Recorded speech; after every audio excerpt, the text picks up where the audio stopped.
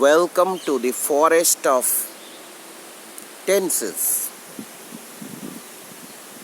In the jungle safari, last phase, you are most welcome, where we are supposed to discuss future tense, as that is the final segment of this jungle. And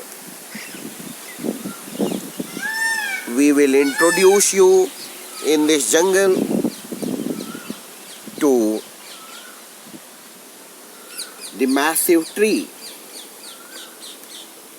and that is the tree of time and tense. Tense is like a 3-branch, very tall tree, and the tree is deeply rooted in the soil of grammar,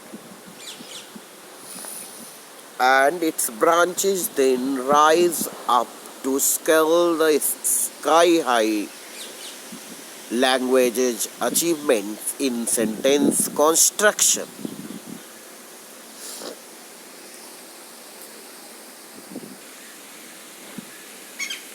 Further, another metaphoric description of the tenses can be like tenses are divided into 3 parts: present, past, and future tense. It's like 3 birds sitting on a ladder of 4 steps. First being indefinite tense, second continuous, third one is perfect, and final one is perfect continuous. Thus, the ladder of this tense further talks of like in future tense that deals with the things to be that may happen in future or that will happen. Similarly, the future tense can be divided into 4 parts: future indefinite, future continuous, future perfect, and finally the ladder moves up to future perfect continuous tense. While moving to the jungle safari, a wonderful things may be located, and see what we can notice. We notice a home. There you will see a woman carrying a pitcher on her head, and she will be watering the plants. Some workmen working with their job and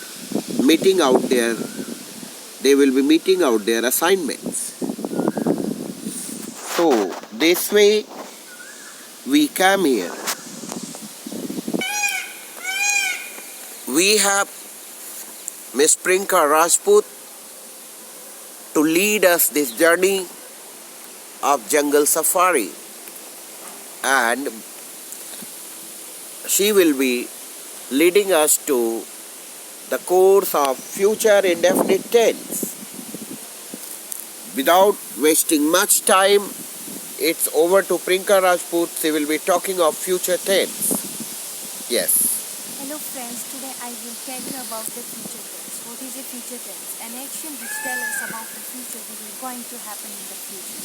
Future tense is divided into 4 categories: future indefinite tense, future continuous tense, future perfect tense, and future perfect continuous tense. First, future indefinite tense. Structure: affirmative. Subject plus shall / will plus first form of the verb plus object. For example, I shall read this novel. Negative. Subject plus shall oblique will plus not plus first form of the verb plus object. For example, I shall not read this novel. Interrogative. Shall oblique will plus subject plus first form of the verb plus object. For example, shall I read this novel? Interrogative negative. Shall oblique will plus subject plus not plus first form of the verb plus object. For example, shall I not read this novel? WH question interrogative. WH family plus will oblique shall plus subject plus first form of the verb plus object. For example, why shall I go to Delhi? WH interrogative negative. WH family plus will oblique shall plus subject plus not plus first form of the verb plus object. For example, why shall I not do this? So here comes the talk of future indefinite tense. See what can be the possible usages of future indefinite tense and in what situation can the same be used. What do we notice here? In the forest of tenses, there are two little kids. What are they doing? Probably they will be discussing, and they will be discussing what? They will discuss future indefinite tense and its usages. Is it so? So let us listen. What are the things they are discussed? What are the usages of future indefinite tense? Here the usages of future indefinite tense. First, for instant decision. For example, the minister will not agree to plan. Second, offer permission. I will do my best. Third, to talk about things which we can't control. For example, it will result in a week. Fourth, to talk about what we think or believe will happen in the future. For example, I think Mumbai will win the match. Thank you. While talking about future tense and its indefinite segment, we discuss here the structure of affirmative sentence, that is the base structure, subject plus shall plus will plus first form of the verb plus object. One more thing is to be remembered that with I and we, a future tense takes shall, and with all other subject it takes will. Then we also discuss negative structure, interrogative structure, interrogative structure, and WH sentences, finally leading to the WH negative sentence structure.